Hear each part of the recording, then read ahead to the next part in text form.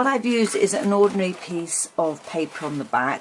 For these large pieces I usually use a backdrop. My son does videoing and filming and photography as a profession, not as a hobby, and he has these fantastic backdrops that after a while they cannot be used because of ballet shoe footprints, you know, other footprints that might be there, and he gives me the cut-offs or the end of rolls, and what I do is instead of losing that fantastic cartridge paper, because at the end of the day the cartridge paper costs an awful lot of money, and because it's quite sturdy it takes mixed media really well.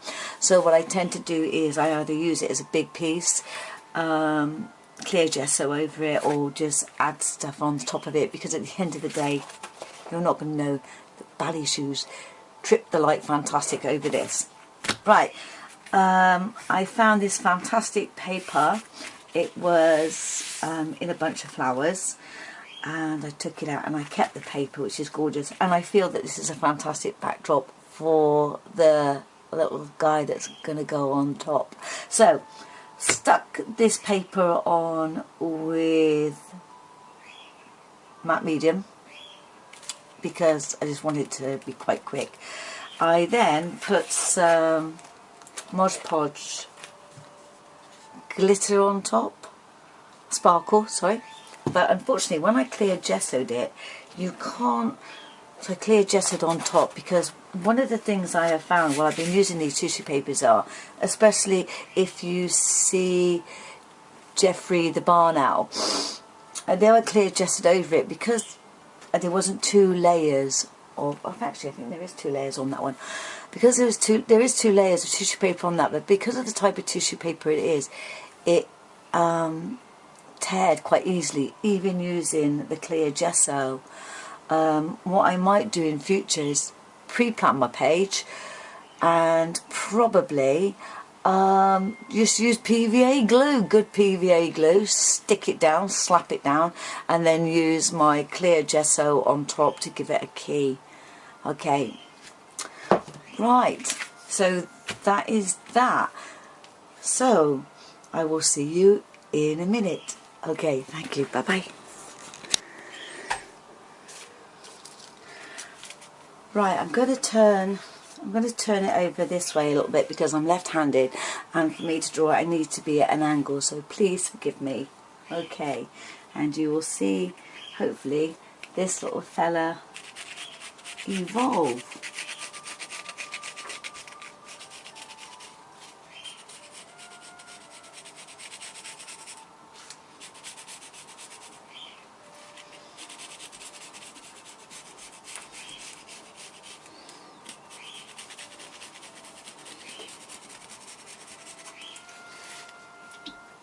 Hello Nook, my dog has just turned up.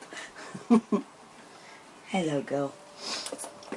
And I'm getting, it's really hot, and she's giving me some lovely kisses.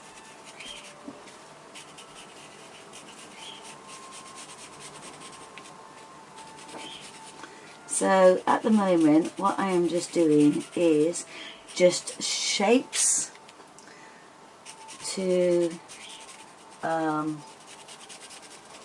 just give me the outline that I need.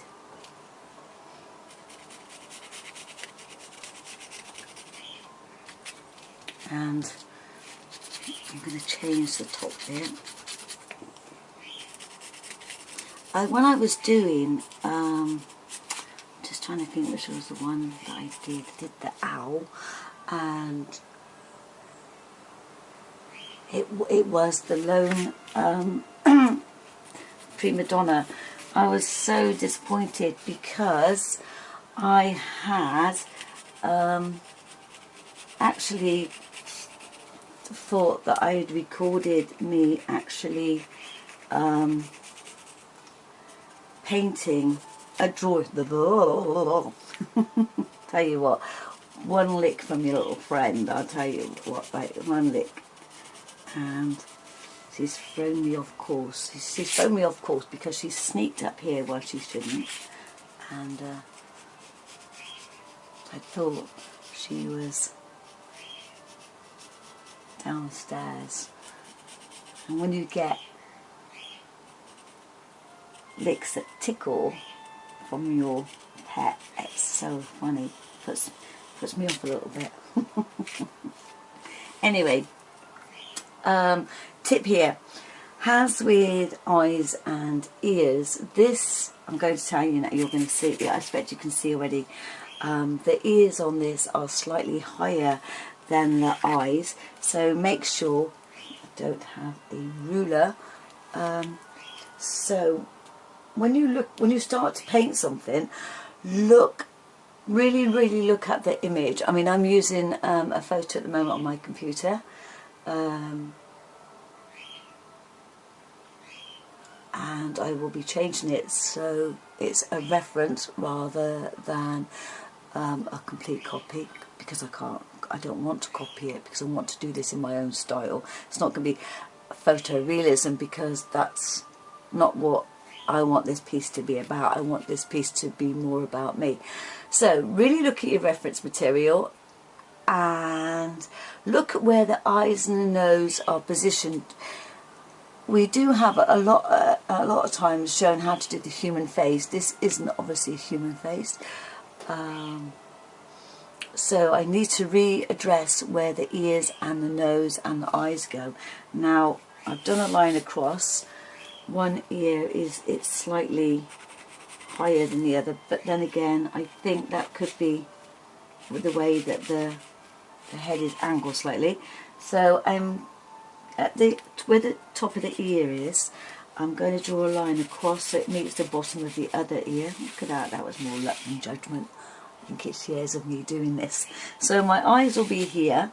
So if I just find a straight edge, I'm going to use this ruler. Right. Until I'm not an architect, can't tell the difference between a ruler and a paintbrush. So you can see this is the top of the ears here and the top of the ears there. I don't know if you can see because the paper's really busy, but so I've drawn a line across so I knew that this other ear meets there. Now the eyes go where the ear starts to meet the head, so I've drawn a line across there so I know where the eyes are, and the nose goes here where the cheeks start to meet the length of the nose. Okay, so I'm looking at the end of the nose, and the end of the nose is here. Okay, any clues yet to what this might be? So I'm going to do his eyes. I'm going to do his eyes a little bit wider than what they are actually on the photo. I'm just going to remember, so the snout is there. I want either side of the snout, so my other eye is going to go here. I do think I might have to make some adjustments, make it a bit nearer. I don't know. I'm going to look. So the eye is here, and the eye on this little chap, he's a dog, he's a dalmation, but his eyes are not the same as ours because his head is elongated. Right, it comes out like this. It's not flat like ours, and because he is predominantly a predator, and I'm not dishing the poor guy, I'm just saying it as it is. His eyes are more at an angle. The almond eyes are more slightly at an angle because in real life he needs to have all-round vision. He has mostly front vision. He has a little bit of all-round vision, and so his eyes are slightly upwards. Not a lot, but just a bit. And his nose,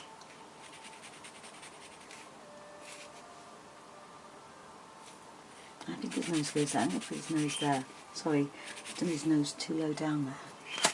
I am going to go and paint over it all in white anyway. So, here's his nose. Just a rough shape of the nose.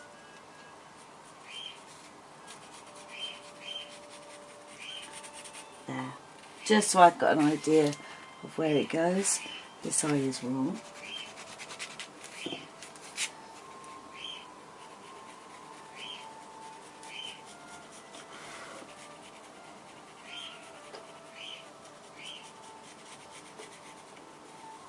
Okay.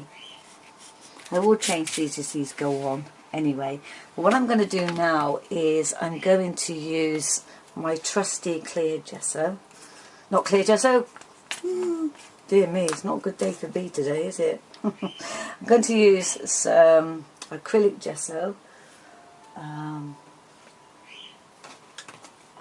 I'm going to... Sorry about the noise, folks. Just had a revelation. I have put all my regular brushes into soak, like you do when you're just about to video or something. So I'm going to have to open up the new.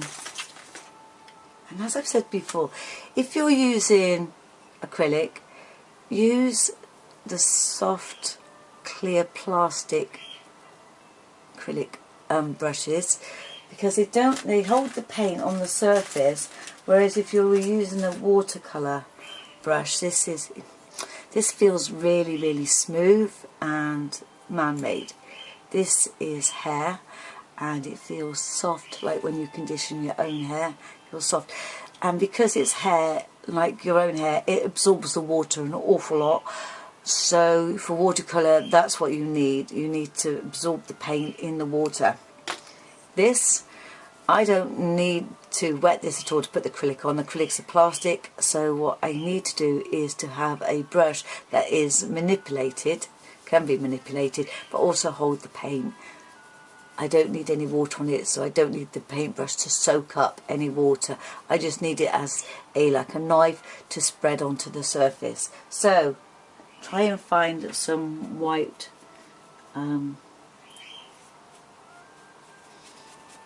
brushes that the cheap, when they usually got white on them, they're usually quite cheap. So, and I'm gonna just, as I go along, just be mindful that you can change the outline. If you think it's not right, use your paint to change the outline. Don't be a stickler. Don't be, I can't paint over the lines. You can. It's your picture. You can do what you want. You feel that at the time when you're actually applying a block colour to it, oh, that's not quite the shape I'm looking for. Change it. Change it. Just change it. Change it with your paint. If you're not confident, then just block in within the lines and then look and think to yourself, when you've finished it, does it look the way I want it to? If you want it symmetrical, does it look symmetrical? Does the eyes look in the right place?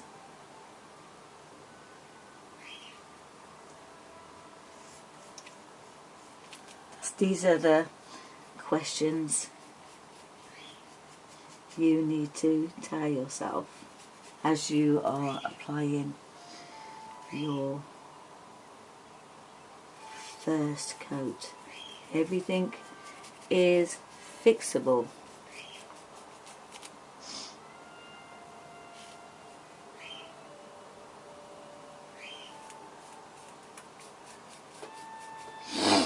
Oh, excuse me, I've got my studio door open, and as most of you know, I live all around woodland, and yes, it is awesome, and yes, it's peaceful, but if you're a hay fever sufferer, oh, it's agony.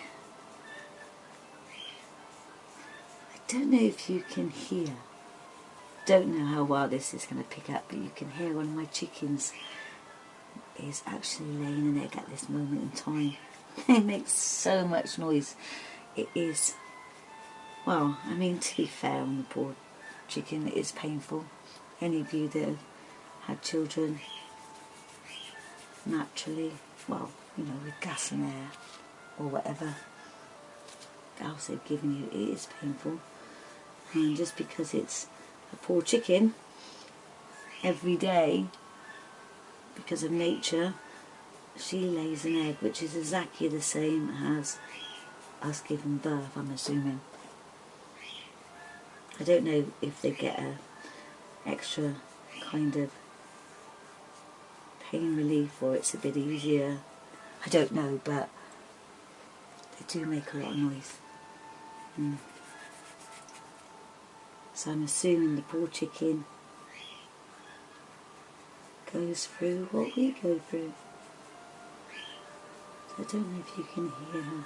Now, one of the other things that I've done is, the dog's like doing a human face. His neck, although he's got a long snout, his neck does come under the cheeks. The cheeks of, I'm here, right, showing you my cheeks and you can't see. His neck does come under where his cheeks are.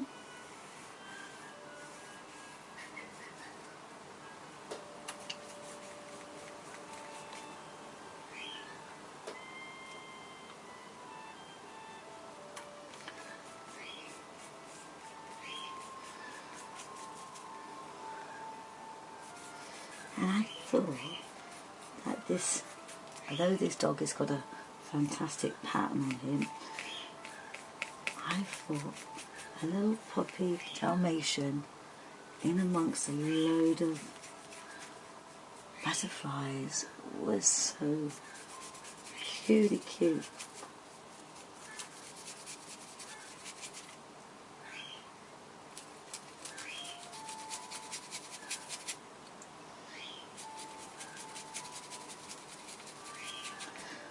So that's my first layer.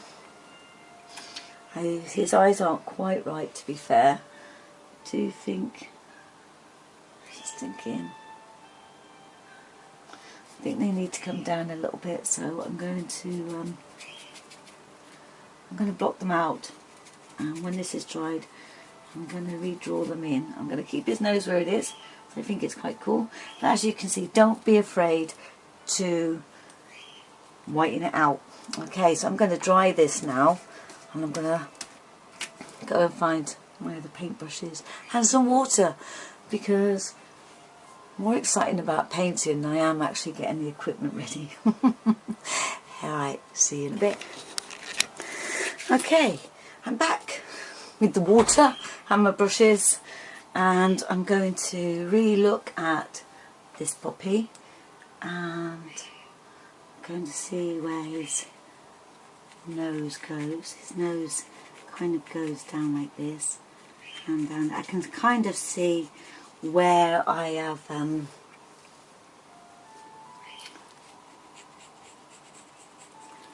underneath this one layer of gesso, okay, white gesso, I can roughly see where his mouth is, and I'm going to give him a bit of a smile, because that's what puppies have, smiles.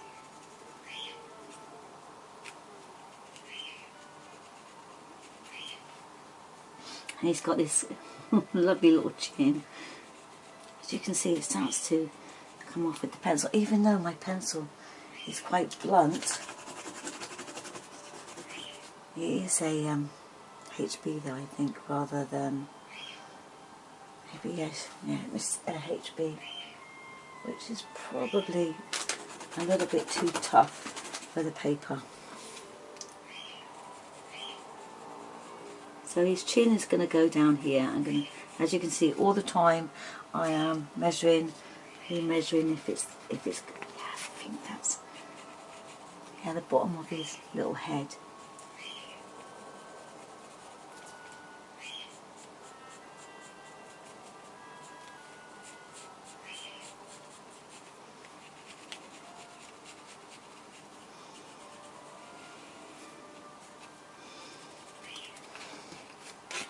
And he's going to have a smile.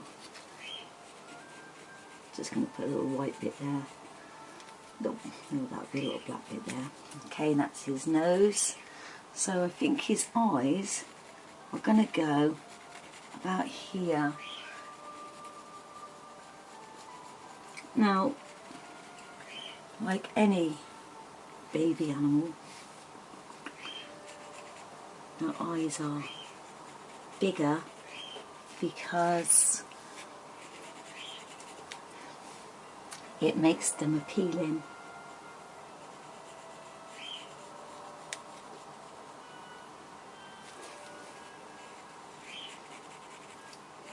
To the parent and anybody around them.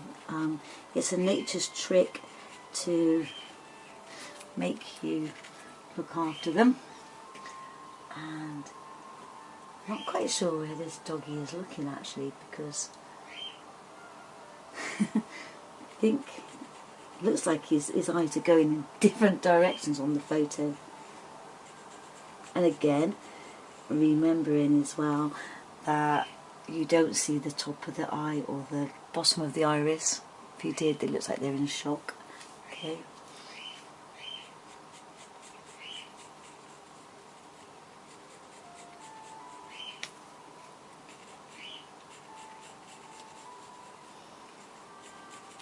I kind of like the shape of that one a bit more. It kind of goes up a bit more.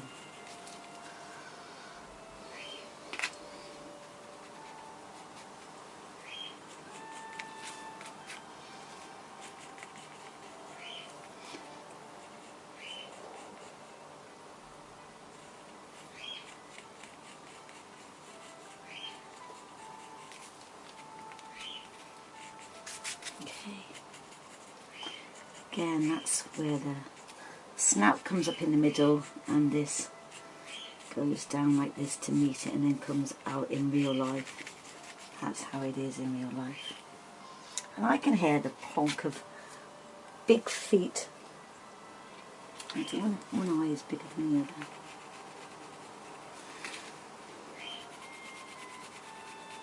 I'm just going to hold it up to me so I can see. Yeah, they're out.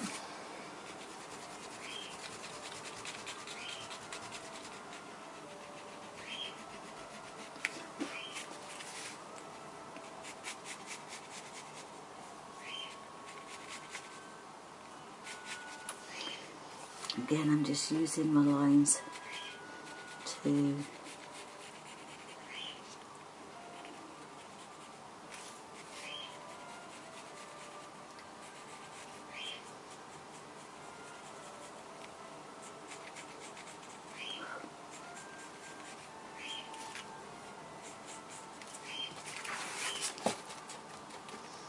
yeah, that looks better. Now, I'm just going to pop his spots on. Just going to draw them in roughly to where they are. And this one goes all the way down past his eye. There. And his ear has got a fold in it, but he has a spot.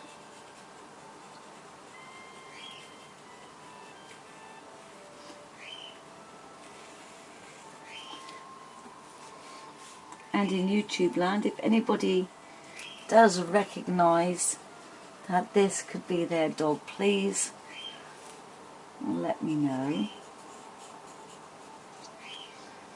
Apparently the markings on the Dalmatian are unique to each puppy, so there's no two Dalmatians alike.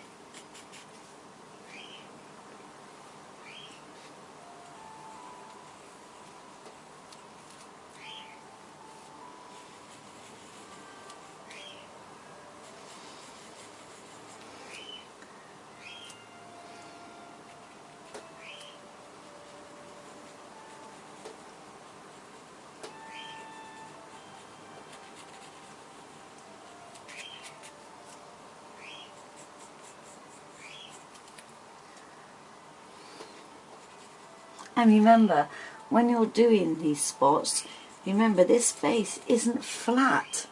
It's, remember, it's got a dome as a head. The snout comes up like a ridge, you know. and it goes like that. So remember, all the time you are sculpting a picture rather than painting a flat surface. You are giving the illusion of that this dog is going to out the paper, because what you are doing is you're relaying information, and your brain is really good at actually sifting through this information and filling in the blanks. So by the trompe l'oeil effect that you are making of the illusion that this stands out as 3D, your brain is going, oh yeah, of course I can see that, and it has a clever way of filling in the blanks. This puppy has so many spots on his ears. He also has a patch around his eye.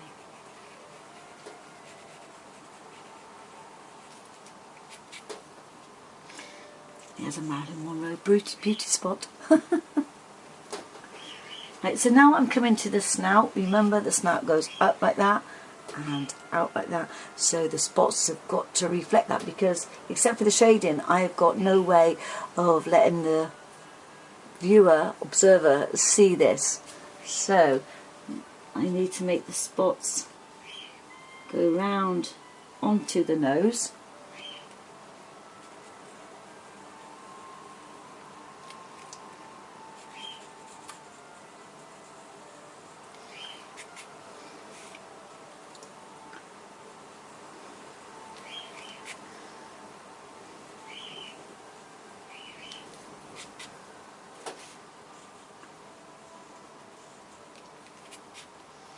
And this bit starts to come down, so like my edge of my hands, it starts to come down, and the spot is going to come down too. He has a couple of spots here. Remember, this comes out like that. There's a couple of spots there, and then he just has random spots.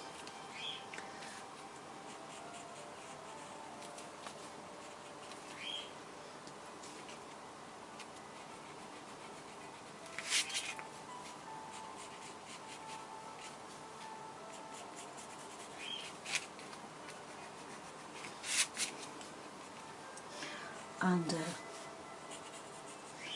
and around.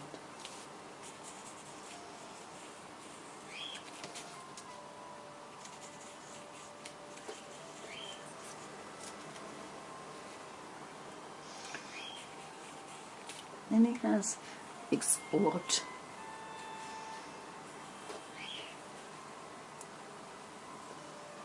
Now, because he's a dalmation, I've got to remember that the splodges are actually spots stuck together, so the shape is very organic rather than any sharp edges. Nature has a fantastic way of curving, rounding everything off, except for when it comes to crystals and things, where she has a fantastic way of showing that she can also do straight lines. Well, to be fair, she probably always has been able to do straight lines, otherwise man wouldn't have any concept of what a straight line is. Again, it's a little bit annoying because the tissue paper hasn't completely stuck down. There are air bubbles because it was very, let me show you, I've got a piece here.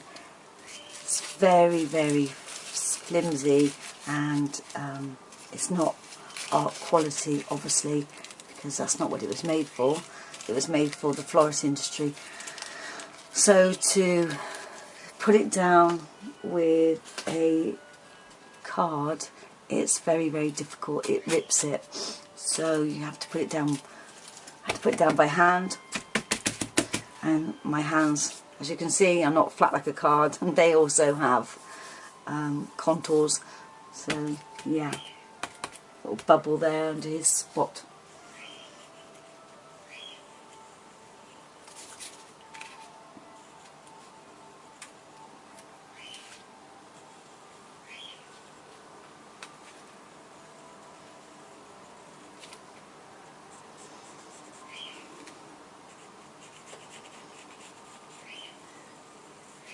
Okay, now what I'm going to do is I'm going to mix some grey up, and all the spots I'm going to give a grey coat to, because although he's a Dalmatian and he's very spotty, his spots do gradually come into, some of them are completely black and some of them graduate into a darker spot. So I'm just going to mix some grey up now. See you in a bit, folks. Okay, sorry, I have to just check to make sure you're always recording. Now, I don't know if you can see on my drop sheet very clearly, but I only use very, very tiny amounts of the paint. I don't use a lot. I'm just using ordinary acrylic paint. I'm using just white acrylic, not titanium white. This is a Staineroni, just normal white. I'm not going to use a titanium white on it. There's no need at this moment. It's mixing colours, so I don't need to go to that expense. And just normal black acrylic. So let's get on with doing his spots.